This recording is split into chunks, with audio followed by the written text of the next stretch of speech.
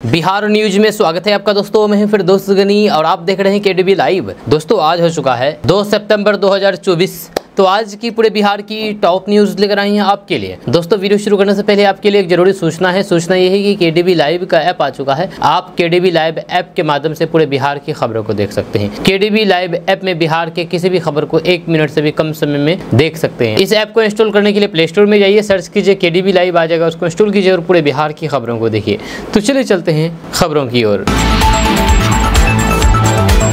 दोस्तों बेगूसराय में केंद्रीय मंत्री और सांसद गिरिराज सिंह पर हुए हमले और भूमिहार समाज पर टिप्पणी करने वाले नीतीश के मंत्री अशोक चौधरी को लेकर के पूर्णिया के सांसद पप्पू यादव ने बड़ा बयान दिया है। पप्पू यादव ने कहा कि गिरिराज सिंह जैसी मानसिक नेताओं का जम करके विरोध होना चाहिए, पर हिंसात्मक विरोध ठीक नहीं है। जब पप्पू यादव ने आगे कहा कि हालांकि गिरिराज सिंह जैसे नेतागण सिर्फ जुबानी विषयम करके हर दिन हिंसा को बढ़ावा देते हैं। आज जो उनके साथ हुआ है उसके जिम्मेदार वे खुद हैं। उन्हें खुद दिल से पक्षपात करना चाहिए। दरअसल बेगूसराय में केंद्रीय मंत्री और सांसद गिरिराज सिंह पर हमला किया गया, जब उनके खिलाफ जमकर के नारेबाजी की गई। हमलावर वार्ड पार्षद सैफी को मौके से पुलिस ने पकड़ लिया, जिससे पूछताछ की गई। इस घटना के बाद गिरिराज सिंह ने कहा है कि जनता दरबार खत्म होने के बाद जब वो गाड़ी की तरफ जा रहे थे तब मेरे साथ गलत व्यवहार किया गया। दुर्भाग्य ये है कि जिसने उन पर हमला किया उसे दाढ़ी है। दाढ़ी होने के कारण राहुल, अखिलेश और तेजस्वी यादव उनके तरफ से खड़े हो गए हैं। लेकिन गिरिराज सिंह ऐसी चीजों से डरने वाला व्यक्ति नहीं है। जो भी सांप्रदायिक सौहार्द को बिगाड़ना चाहेगा उसके खिलाफ हमारी आवाज इसी तरह उठेगी। दोस्तों पटना से एक बड़ी खबर सामने आई है कि आईएएस अधिकारी अमृतलाल मीणा बिहार के नए मुख्य सचिव बनाए गए हैं। यह पदभार ग्रहण करने से पहले उन्होंने एक अन्य मार्ग पहुंच करके मुख्यमंत्री नीतीश कुमार से औपचारिक मुलाकात की है। आपको बता दूं कि अमृतलाल मीणा 1989 बैच के आईएएस अधिकारी हैं, जब वे मुख्यमंत्री नीतीश कुमार के करीबी अधिकारी थे, जो कि केंद्रीय प्रतिनियुक्ति से बिहार आए हैं। अमृतलाल मीणा कोयला विभाग में सचिव के पद पर कार्यरत थे, अब वे बिहार के मुख्य सचिव बनाए गए हैं। इसे लेकर के सामान्य प्रशासन विभाग ने अधिसूचना जारी कर दी है। जब बिहार के मुख्य सचिव बनते ही अमृतलाल मीणा मुख्यमंत्री नीतीश कुमार से मिलने सीएम आवास पर पहुंच गए थे, जिसके बाद ही उन्होंने पदभार ग्रहण किया है। बिहार में इस समय जमीन सर्वे का काम चल रहा है। इसी बीच सहायक बंदोबस्त पदाधिकारी ने लोगों से अपील की है कि जमीन सर्वे के दौरान जमीन मालिक का सतर्क रहें, साथ ही साथ सरकार द्वारा जारी किए गए गाइडलाइंस का भी पालन करें। खबर के अनुसार बिहार में बहुत से लोग ऐसे हैं जो जमीन सर्वे में गड़बड़ी कर सकते हैं, इसलिए जमीन मालिक ये सुनिश्चित करें कि उनकी जमीन सर्वेक्षण में यानी कि सर्वे में सही तरीके से दर्ज हो। साथ ही वह जमीन की नापी के दौरान अनिवार्य रूप से उपस्थित रहें। वहीं पर यदि सर्वेक्षण में कोई भी गलती हो जाती है तो फिर रैयतों के पास गजट प्रकाशन से पहले 3 बार आपत्ति दर्ज करने का मौका मिलेगा। इस दौरान आप जमीन से संबंधित गलतियों में सुधार करा सकते हैं। वहीं पर अगर कोई भी व्यक्ति आपके जमीन पर दावा कर रहे हैं तो फिर कागज के साथ उनकी रिपोर्ट दर्ज करा सकते हैं। दरअसल एक बार अंतिम प्रकाशन हो जाने के बाद सुधार की संभावना काफी कम हो जाती है। हालांकि कोर्ट के माध्यम से आप सुधार करा सकते हैं, इसलिए आप जमीन सर्वे के दौरान सतर्क रहें और जमीन की हर जानकारी, नाम, खाता, खसरा आदि सही भरें। दोस्तों जेडीयू के राष्ट्रीय प्रवक्ता केसी त्यागी ने अपने पद से इस्तीफा दे दिया है। इस्तीफा देने के पीछे उन्होंने कोई बड़ा कारण नहीं बताया है, बल्कि इसे अपनी निजी मामले तक सीमित रखा है। केसी त्यागी को जेडीयू का मुख्य प्रवक्ता और फिर नीतीश कुमार के दाहिने हाथ के तौर पर भी देखा जा रहा है। जब भी बिहार सरकार या फिर नीतीश कुमार पर राजनीतिक दौर पर कहीं पर भी बचाव करना होता था तो पार्टी की तरफ से केसी त्यागी ही सबसे पहले सामने आते थे और मजबूत तर्कों के साथ बिहार सरकार, मुख्यमंत्री नीतीश कुमार और जनता दल यूनाइटेड का बचाव करते थे। लेकिन अब उन्होंने इस्तीफा दे दिया है। राजनीतिक गलियारों से इसको लेकर के तरह तरह की चर्चाएं हो रही है। जब केसी त्यागी के पार्टी प्रवक्ता पद से हटाए जाने के बाद पार्टी ने अपना एक मजबूत साथी खो दिया है, जो कि बुरे समय में भी मजबूती के साथ पार्टी और फिर सरकार का बचाव करता था। हालांकि राजीव रंजन प्रसाद अब जेडीयू के मुख्य प्रवक्ता के तौर पर जिम्मेदारी संभालेंगे। आपको बता दूं कि बिहार विधानसभा चुनाव के लगभग 1 साल पहले ही नीतीश कुमार के खास सहयोगी केसी त्यागी का ये इस्तीफा कई मामलों में लोगों को चौंका रहा है। लंबे समय से इस बात की चर्चा चल रही थी कि जदयू केसी त्यागी को राज्यसभा भेज सकती है। जदयू सूत्रों के अनुसार इसके पहले जदयू की राष्ट्रीय कार्यकारिणी की बैठक में उन्होंने पार्टी में कोई भी पद लेने से इनकार कर दिया था। दोस्तों बिहार में जमीन सर्वे का काम बहुत तेजी के साथ चल रहा है। इस दौरान जमीन के पुराने कागजात और फिर रिकॉर्ड की जरूरत पड़ सकती है। ये समस्या तब और गंभीर हो जाती है जब पुराने कागजात या तो घर पर उपलब्ध नहीं होते हैं या फिर कहीं गुम हो जाते हैं। लेकिन ऐसे हालातों में घबराने की जरूरत नहीं है। जब सरकार ने इस प्रक्रिया को सरल बनाने के लिए कुछ उपाय किए हैं ताकि ग्रामीणों को अनावश्यक परेशानी न हो। जमीन सर्वे के लिए जिन दस्तावेजों की जरूरत पड़ सकती है उनमें जमीन के दस्तावेज, लगान रसीद, दादा का मृत्यु प्रमाण पत्र, वंशावली और फिर आधार कार्ड शामिल है। जहाँ आपके पास कुछ ऐसे दस्तावेज होने चाहिए जो कि इस प्रक्रिया में काम आ सके। वंशावली के लिए आपको किसी सरकारी दफ्तर के चक्कर लगाने की जरूरत नहीं है। अगर आप जमीन के हकदार हैं तो फिर आप खुद ही वंशावली तैयार करके जमा कर सकते हैं। इसमें जिनके नाम से खतियान शुरू है वहां से लेकर के निचली पीढ़ी तक के लोगों के नाम होंगे। यहाँ पर वंशावली से संबंधित पंचायत के सरपंच द्वारा तैयार और फिर प्रमाणित की जाएगी ताकि जांच के बाद कागजी कार्रवाई आगे बढ़ सके। अब सवाल है कि क्या वंशावली में मृत्यु प्रमाण पत्र जमा करना जरूरी है? ये बहुत से लोगों के मन में सवाल होगा। आपको बता दूं कि जमीन सर्वे के लिए वंशावली में पूर्वजों की मृत्यु से संबंधित प्रमाण पत्र जमा करने की जरूरत नहीं है। आपको मृत्यु से संबंधित प्रमाण पत्र देना अनिवार्य नहीं है, लेकिन वंशावली तैयार करते समय पूर्वजों की मृत्यु के बारे में जिक्र करना होगा। यह गांव के मुखिया या फिर सरपंच द्वारा लिखित होने पर भी ये मान्य होगा। वंशावली का फॉर्म जमा करते समय अगर पूर्वजों के नाम पर जमीन है तो सिर्फ उनकी मृत्यु से संबंधित जानकारी देनी होगी। अगर मृत्यु प्रमाण पत्र उपलब्ध है, जिनके नाम पर जमीन है उसका नाम वंशावली में तारीख के साथ दर्ज होना चाहिए। अगर मृत्यु प्रमाण पत्र उपलब्ध नहीं है तो फिर वर्ष का उल्लेख होना चाहिए। वंशावली में बेटी और फिर बहन का भी जिक्र होना बहुत जरूरी है। नियमानुसार उन्हें भी अधिकार पाने का हक है। जब कोर्ट ने भी इस पर सहमति जताई है कि बहन और बेटियों को भी हक दिया जाए। अगर बेटी या फिर बहन हिस्सा नहीं लेना चाहती है तो फिर लिखित में बेटी और बहन को सहमति देना अनिवार्य है। दोस्तों बेगूसराय में केंद्रीय मंत्री गिरिराज सिंह पर हमला करने की कोशिश की गई है। इस घटना के बाद वे सुर्खियों में आ गए हैं। इस पर राजनीतिक गर्मा गई है। साथ ही माननीयों की सुरक्षा को लेकर भी सवाल उठ रहे हैं। वहीं पर सुरक्षा को लेकर के गिरिराज सिंह ने एक्स पर एक पोस्ट शेयर किया। उन्होंने त्रिशूल के साथ फोटो भी शेयर की। इस पोस्ट में उन्होंने धर्म की रक्षा को लेकर के एक संदेश दिया है और लिखा है कि धर्म के रक्षार्थ ये आवश्यक भी है और हमारा कर्तव्य भी है। एक्स पर गिरिराज सिंह ने लिखा कि त्रिशूल हमारा गौरव और फिर स्वाभिमान है। हम आप सब जब त्रिशूल की रक्षा करेंगे तो फिर त्रिशूल से भी हमारा रक्षा होगी। धर्म की रक्षार्थ ये आवश्यक भी है और हमारा कर्तव्य भी है। आपको बता दूं कि बेगूसराय के बलिया में केंद्रीय मंत्री गिरिराज सिंह के साथ शनिवार को बदसलूकी करने का आरोप किया गया। आरोप में एक व्यक्ति को पुलिस ने गिरफ्तार कर लिया है। दोस्तों बिहार में भूमिहारों को लेकर के राजनीति में उबाल आ गया है। इसकी शुरुआत हुई नीतीश सरकार के मंत्री अशोक चौधरी के बयान। जहानाबाद में मंत्री अशोक चौधरी ने भूमिहार पर जमकर के हमला बोला। उनका ये बयान लोकसभा चुनाव में जेडीयू उम्मीदवार को भूमिहारों की तरफ से साथ नहीं मिलने पर आया। अशोक चौधरी ने कहा है कि नीतीश कुमार ने भूमिहारों के गाँव में सड़क बनाई, लेकिन जब अति पिछड़ा को टिकट दिया तो फिर भूमिहार ने अपना हाथ खींच लिया। जब बिहार सरकार के मंत्री अशोक चौधरी नीतीश की पार्टी जेडीयू से आते हैं, जब जहानाबाद में पार्टी कार्यालय का उद्घाटन करने के दौरान उन्होंने भूमिहार को लेकर के कुछ ऐसा कहा है कि बिहार में भूमिहार को लेकर के सियासी राड़ छिड़ गया है। अशोक चौधरी ने लोकसभा चुनाव में जेडीयू प्रत्याशी की हार के लिए भूमिहार वोटर्स को जिम्मेदार ठहराया है। मंत्री अशोक चौधरी ने अपने बयान में कहा कि मैं भूमिहार जाति को अच्छे तरह से जानता हूं। जब लोकसभा चुनाव हुए तो फिर इस जाति के लोग नीतीश कुमार का साथ छोड़ करके चले गए। अशोक चौधरी के बयान पर बिहार में भूमिहार वोटर्स का रिएक्शन क्या होगा ये तो फिर वक्त बताएगा। भूमिहार पर बोल करके अशोक चौधरी अपनी ही पार्टी में घिर गए हैं। जब पार्टी के प्रवक्ता नीरज कुमार ने बयान की निंदा करते हुए कहा कि अशोक चौधरी का बयान पार्टी लाइन से खिलाफ है। अशोक चौधरी ने पार्टी और नीतीश कुमार की नीति के विपरीत बयान दिया है। अशोक चौधरी की पार्टी के निर्माण में कोई भूमिका नहीं है। लोकसभा चुनाव में अशोक चौधरी कटिहार के प्रभारी थे। वे कितने दिन चुनाव प्रचार करने के लिए शामिल हुए। जेडीयू वहां चुनाव भी हार गई। अशोक चौधरी के बयान पर जेडीयू में दो फाड़ हो गई है तो फिर बीजेपी और आरजेडी की तरफ से भी प्रतिक्रिया सामने आई है।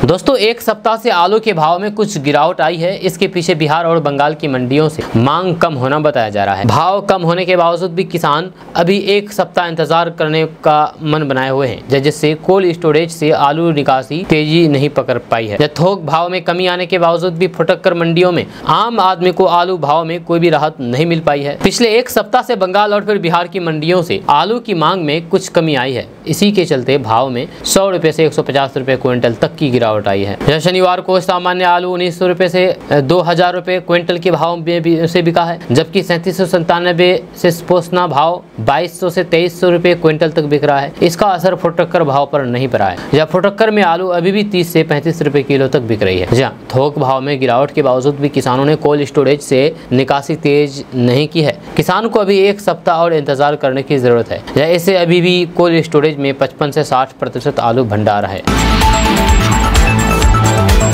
दोस्तों, बिहार में 3 सालों में 7 लाख टन अनाज का उत्पादन घट गया है। यह खेती भी बीते साल से 2 लाख हेक्टेयर टन क्षेत्र में कम हुई है। यह चावल, दाल, गेहूं और फिर मक्का के उत्पादन में उतार चढ़ाव रहा है। यह इस अवधि में चावल के उत्पादन में बढ़त हुई है। गेहूं में मामूली उछाल नजर आ रहा है, मगर ये उछाल बीते साल की रिकवरी से भी कम रही है। जहां आपको बता दूं कि तिलहन के उत्पादन में भी कमी पाई गई है, जबकि उपज में बढ़ोतरी हुई है। साल 2023-24 में इसके बीते साल से लगभग 1 लाख मीट्रिक टन खाद्यान्न में बढ़ोतरी हुई है।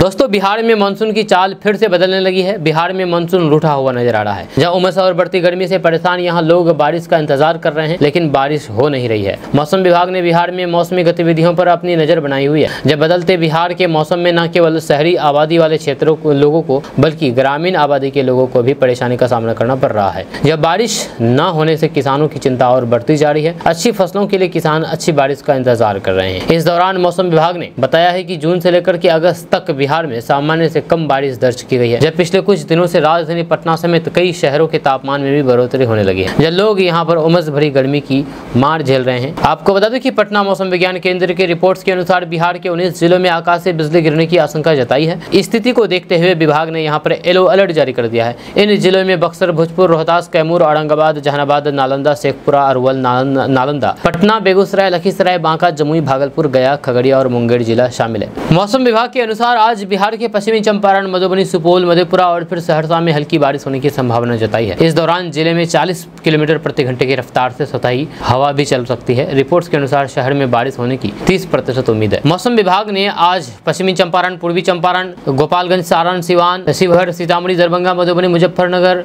वैशाली, समस्तीपुर, भोजपुर, मुजफ्फरपुर, बक्सर, रोहतास, कैमूर, अरवल और औरंगाबाद में येलो अलर्ट जारी कर दिया है।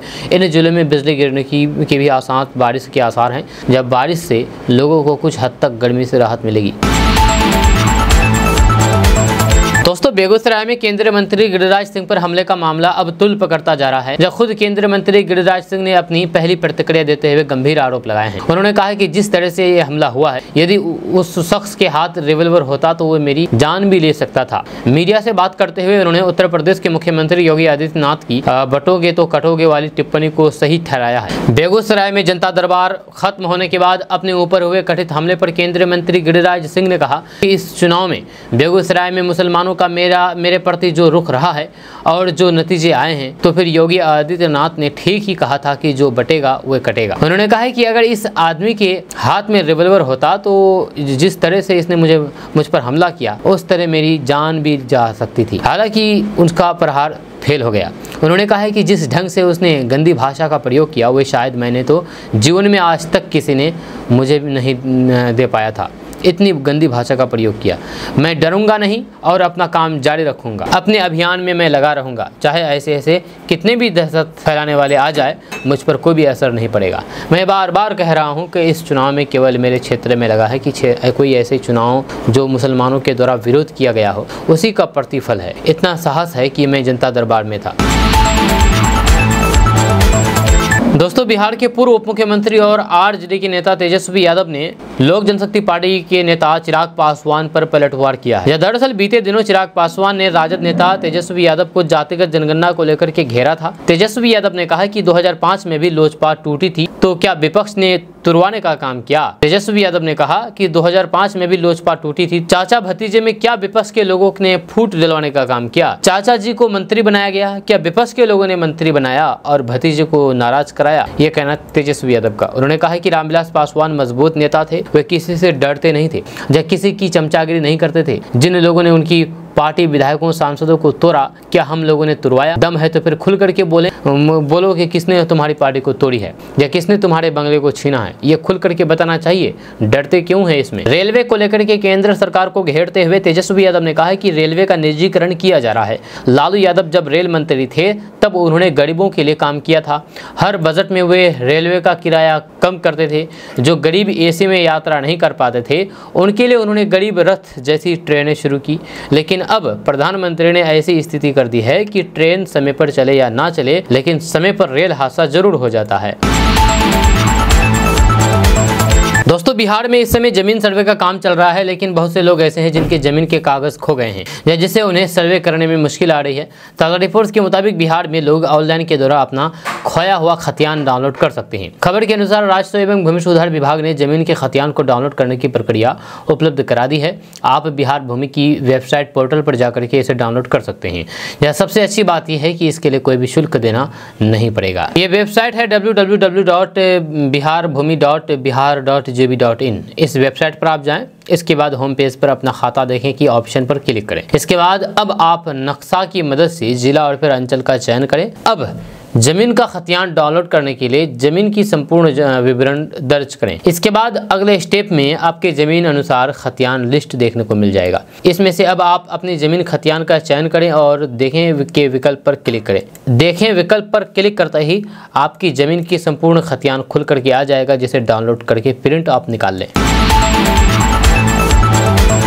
दोस्तों, बिहार के पहले 6 लेन वाले एक्सप्रेसवे का रास्ता साफ हो गया है। जब पटना से पूर्णिया निर्माण कार्य को लेकर के रास्ता साफ हो गया है। पटना टू पूर्णिया केंद्रीय बजट में सड़क निर्माण को लेकर के 26,000 करोड़ रुपए बिहार के लिए स्वीकृत किया गया है, लिहाजा जल्द ही इसका निर्माण कार्य शुरू होगा। इसकी जानकारी आज मधेपुरा सांसद दिनेश चंद्र यादव ने दी है। जहां उन्होंने बताया है कि बिहार में सड़क निर्माण कार्य को गति मिलने वाली है। केंद्रीय बजट में सड़क निर्माण को लेकर के 26,000 करोड़ की राशि बिहार के लिए स्वीकृत की गई है। केंद्र सरकार की स्वीकृति के बाद बिहार का ये पहला 6 लेन वाला एक्सप्रेसवे पटना से पूर्णिया के निर्माण कार्य को लेकर भी रास्ता साफ हो गया है। जल्द ही निर्माण कार्य को लेकर की प्रक्रिया शुरू होगी। दोस्तों, कल से नए महीने की शुरुआत हो गई है। आज 2 सितंबर है, कल 1 सितंबर था। आपको बता दूं कि कल सुबह सुबह ही सरकार ने झटका दिया है। जी हां, सरकारी ऑयल मार्केटिंग कंपनियों ने एलपीजी सिलेंडर के भाव में बढ़ोतरी का ऐलान कर दिया है। नई कीमतें कल 1 सितंबर से लागू हो गई है। आपको बता दूं कि तेल कंपनियों ने 19 किलोग्राम वाला एलपीजी सिलेंडर का भाव बढ़ाया है। हालांकि घरेलू गैस की कीमतों में कोई भी बदलाव नहीं किया गया है। जी हाँ, 19 किलोग्राम वाला एलपीजी सिलेंडर 39 रुपये महंगा हो गया है। इसके पहले अगस्त की पहली तारीख को सरकारी कंपनियों ने कमर्शियल गैस सिलेंडर के भाव में 6.5 रुपये की मामूली बढ़ोतरी की थी, लेकिन आज 39 रुपये बढ़ा दिया है। दोस्तों, बिहार में सरकार के आदेश पर सभी जमीन का सर्वे कराया जा रहा है। ऐसे में सबसे बड़ा सवाल यह है कि जो लोग बिहार से बाहर रहते हैं उन्हें जमीन सर्वे के लिए क्या करना होगा। दरअसल राजस्व एवं भूमि सुधार विभाग ने बिहार के बाहर रहने वाले लोगों के लिए ऑनलाइन सर्वे कराने की व्यवस्था उपलब्ध कराई है। खबर के अनुसार जमीन सर्वे कराने के लिए या फिर सर्वे के दौरान जमीन के पास रैयतों यानी कि जमीन मालिकों का होना जरूरी नहीं है। जमीन के मालिक राजस्व एवं भूमि सुधार विभाग की वेबसाइट या फिर भू अभिलेख और परिमाप निदेशालय की वेबसाइट DLRS.bihar.gov.in पर सर्वे की प्रक्रिया को पूरा कर सकते हैं।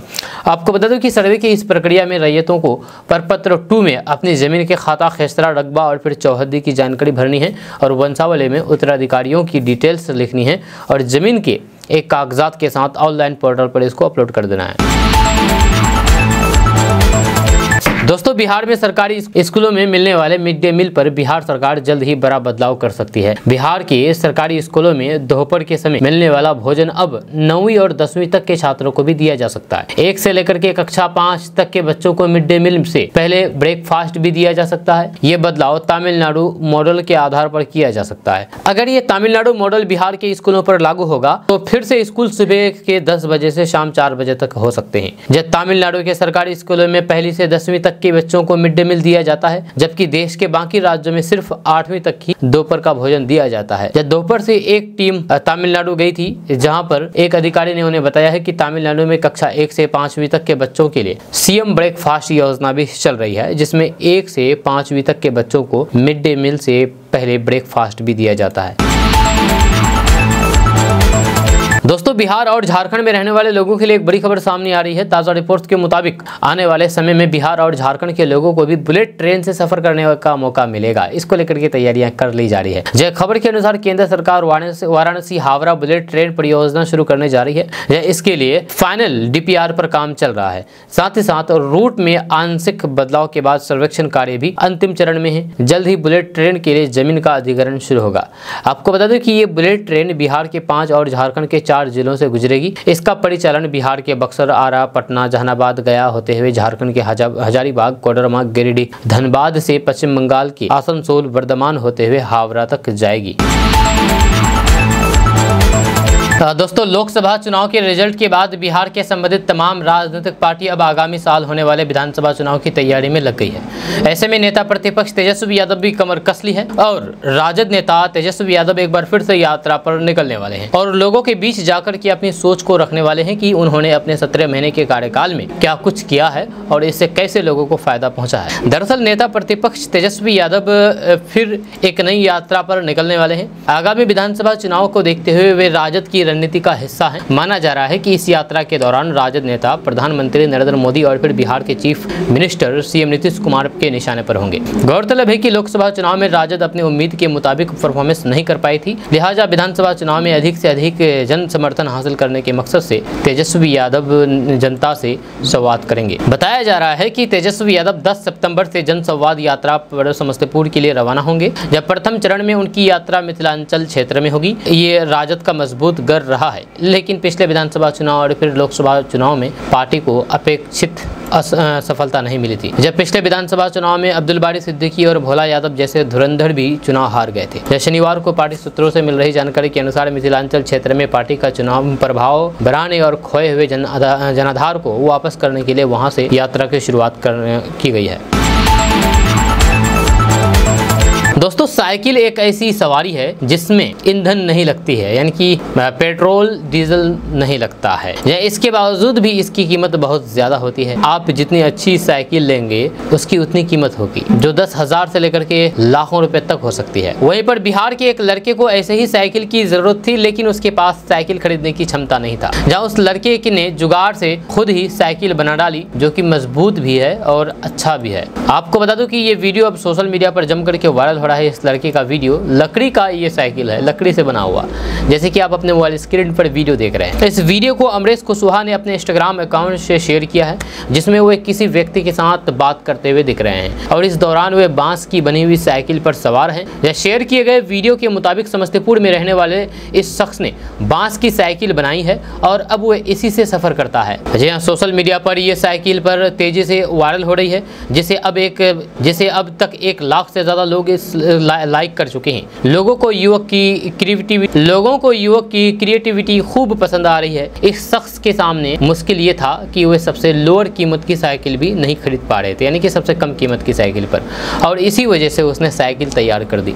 इस शख्स ने बांस की सहायता से महज 500 रुपये में यह साइकिल बना डाली। एक लार्ज पिज्जा की शुरुआत में उनका साइकिल बनकर के तैयार हुआ है। जी हाँ, यह शख्स 15 अगस्त से इसी साइकिल की सवारी कर रहा है। दोस्तों, आरजेडी ने कल राज्यव्यापी धरना दिया। राष्ट्रीय स्तर पर जातिगत जनगणना कराने और फिर बिहार में आरक्षण की सीमा को 65% बढ़ाए जाने के निर्णय को 9वीं अनुसूची में शामिल करने की मांग को लेकर के राजद नेताओं और फिर कार्यकर्ताओं ने धरना दिया है। जब पटना में राजद कार्यकर्ता के सामने नेता प्रतिपक्ष तेजस्वी यादव भी धरने पर बैठ गए। एक दिन पहले शनिवार को राजद प्रदेश अध्यक्ष जगदानंद सिंह ने इस धरना प्रदर्शन को लेकर के समीक्षा बैठक भी की थी। राजद के वरिष्ठ सहयोगियों एवं सभी प्रमंडल प्रभारी महासचिवों को धरना को सफल बनाने के लिए दिशा निर्देश भी दिए गए थे। रविवार को पटना समेत तमाम जिला मुख्यालय में राजद के कार्यकर्ता धरना पर बैठे। राजद ने देश भर में जातिगत जनगणना कराने की मांग की है। आरक्षण के जिस दायरे को सरकार ने बढ़ा करके 65% किया था, उसे 9वीं अनुसूची में नहीं डालने के विरोध में और केंद्र और फिर बिहार की एनडीए सरकार की नीतियों के विरुद्ध आरजेडी का ये धरना प्रदर्शन हुआ। जब राजद ने सभी जिला मुख्यालयों में धरना प्रदर्शन किया है। मुजफ्फरपुर में भी राजद कार्यकर्ताओं ने बढ़ चढ़ करके इसमें हिस्सा लिया, अपनी मांगों को लेकर के नारेबाजी भी की। दोस्तों, बिहार में पिछले 1.5 माह से बारिश की हड़ताल ने किसानों की चिंता बढ़ा दी है। बारिश थम जाने से धान सहित अन्य फसलें सूखने की कगार पर आ गई है। वहीं पर धान के पौधे पर कीट प्रकोप शुरू हो गया है। सावन का पूरा माह सूखा निकल जाने से फसलों के विकास पर गहरा असर पड़ा है। लगातार धूप और फिर बढ़ रहे तापमान के कारण खरीफ फसलों में कीट का प्रकोप शुरू हो गया है। जहाँ खेतों में खरपतवार अधिक उपज गए हैं, इससे पौधों को नुकसान हो रहा है। वैज्ञानिकों के माने तो अगर बारिश नहीं होती है तो फिर खरीफ फसलों को 15 से 20% तक नुकसान हो सकता है। वहीं पर मौसम विभाग ने सितंबर के दूसरे सप्ताह में बारिश की संभावना जताई है। ऐसे में फसलों में कीट प्रकोप और बढ़ने के आसार हैं। इसके साथ ही बढ़ते तापमान के कारण धान सहित मूंग और फिर उड़द की फसल पर भी विपरीत प्रभाव पड़ेगा। इधर किसान दवाओं का छिड़काव करके फसलों को बचाने में लगे हैं। किसानों का कहना है कि अगर बीच बीच में बारिश होती रहती है तो फिर फसलों में कीट व्याधि भी नहीं पनपते। जल्दी की नमी कम होते ही फसलें पीले पड़ने लगी है। अब तो सावन माह की समाप्ति के बाद किसानों को भादो माह से बारिश की उम्मीद बंधी है। दोस्तों, क्या वक्फ बोर्ड में पर लाया गया बिल रद्द हो जाएगा? क्योंकि जेपीसी ने एक बहुत बड़ा फैसला कर लिया है। इससे अंदाजा हो रहा है कि वक्फ बिल जो मोदी सरकार लाए हैं वो रद्द हो जाएंगे। आपको बता दूं कि विपक्ष के विरोध को देखते हुए सरकार ने बिल को जेपीसी को भेजने का फैसला किया था।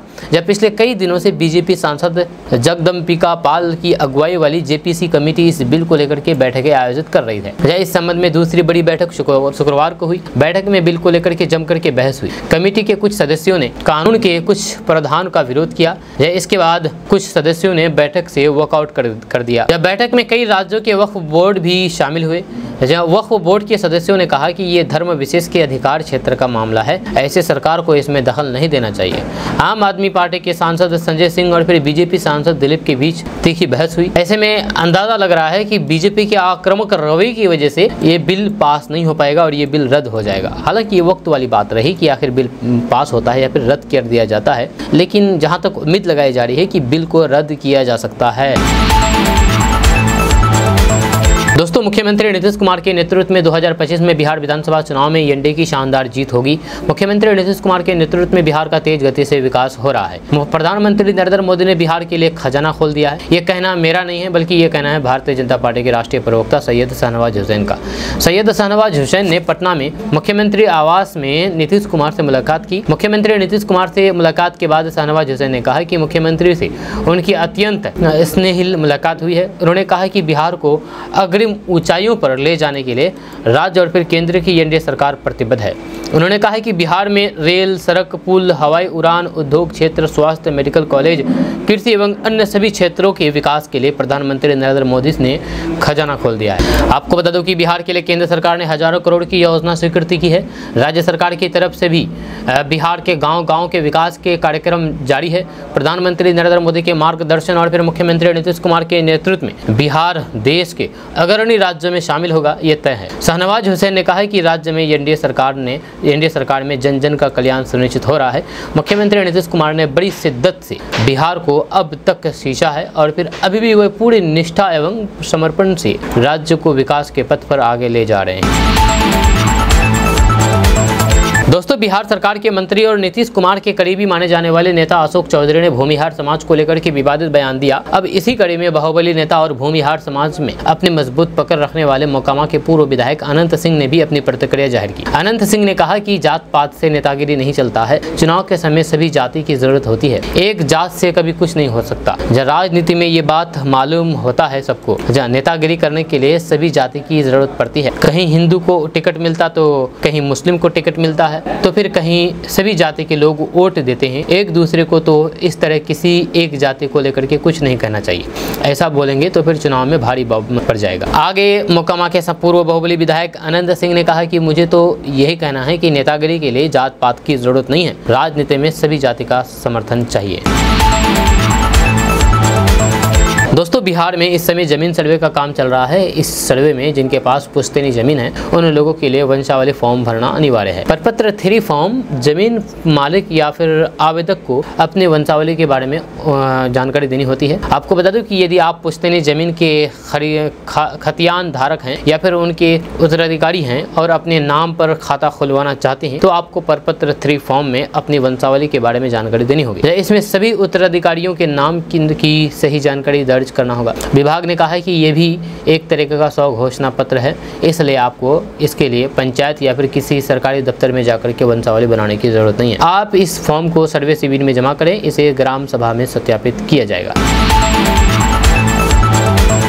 दोस्तों, बिहार में रहने वाले लोगों के लिए एक बड़ी खबर सामने आ रही है। ताज़ा रिपोर्ट्स के मुताबिक बिहार जमीन सर्वे में जमीन रैयत को 7 तरह के कागजात जमा करने के निर्देश दिए गए हैं। इसको लेकर के विभाग के द्वारा दिशा निर्देश जारी कर दिया गया है। खबर के अनुसार बिहार में जमीन सर्वे का काम ऑनलाइन और ऑफलाइन दोनों माध्यम से उपलब्ध है। आप सर्वे शिविर में जाकर के ऑफलाइन के द्वारा जमीन के दस्तावेज जमा कर सकते हैं।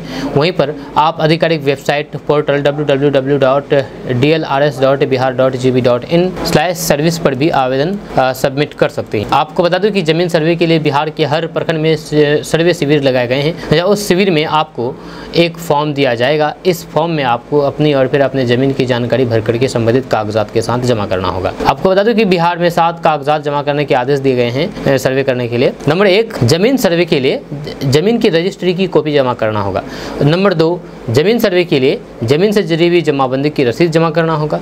नंबर 3, जमीन सर्वे के लिए आप खरीद बिक्री से जुड़े हुए सभी दस्तावेज को जमा करना होगा आपको। नंबर 4, आपको खतियान का नकल, जमीन का नक्शा की जानकारी भी जमा करनी होगी।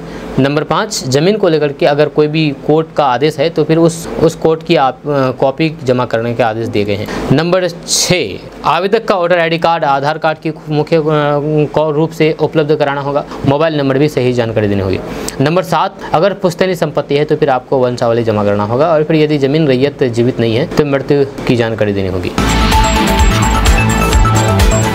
दोस्तों, बिहार की राजधानी पटना से एक बड़ी खबर सामने आ रही है। ताज़ा रिपोर्ट्स के मुताबिक बिहार के सभी सरकारी स्कूलों में आज से एक नया आदेश लागू हो गया है। इसको लेकर के शिक्षा विभाग के द्वारा दिशा निर्देश जारी कर दिया गया है ताकि इसकी जानकारी सभी को हो सके। जानकारी के अनुसार स्कूलों में नया आदेश लागू हो गया है। आज से शिक्षा विभाग ने शिक्षा सेवकों को भी ऑनलाइन हाजिरी लगाना अनिवार्य कर दिया है। इसको लेकर के आदेश जारी कर दिया गया है। नए आदेश के मुताबिक सभी सरकारी स्कूलों के शिक्षा सेवकों को ई-शिक्षा कोष पोर्टल पर ऑनलाइन के द्वारा हाजिरी लगानी होगी।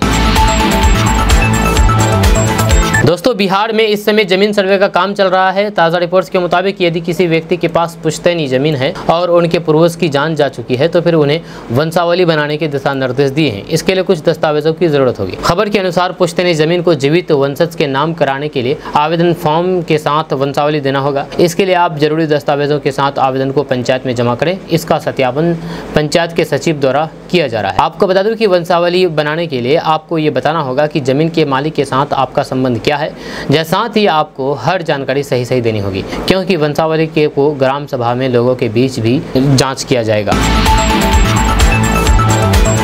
दोस्तों, भाजपा के वरिष्ठ नेता एवं पूर्व केंद्रीय मंत्री संजय पासवान ने रविवार को अपनी मांग से बिहार की राजनीति को नई हवा दे दी है। जहां संजय पासवान ने कहा कि ओबीसी मुख्यमंत्री का समय अब समाप्त हुआ। बिहार में अब दलित समाज से मुख्यमंत्री होना चाहिए। ओबीसी मुख्यमंत्री यानी कि नीतीश कुमार की तरफ साफ इशारा था बीजेपी नेता का, क्योंकि नीतीश कुमार ओबीसी है, इसलिए बीजेपी नेता ने सीधे नीतीश कुमार पर निशाना साधा कि अब ओबीसी मुख्यमंत्री का समय समाप्त हुआ है, अब दलित को मुख्यमंत्री होना चाहिए। जहां संजय पासवान ने एक टीवी चैनल से बातचीत में ये भी मांग की है।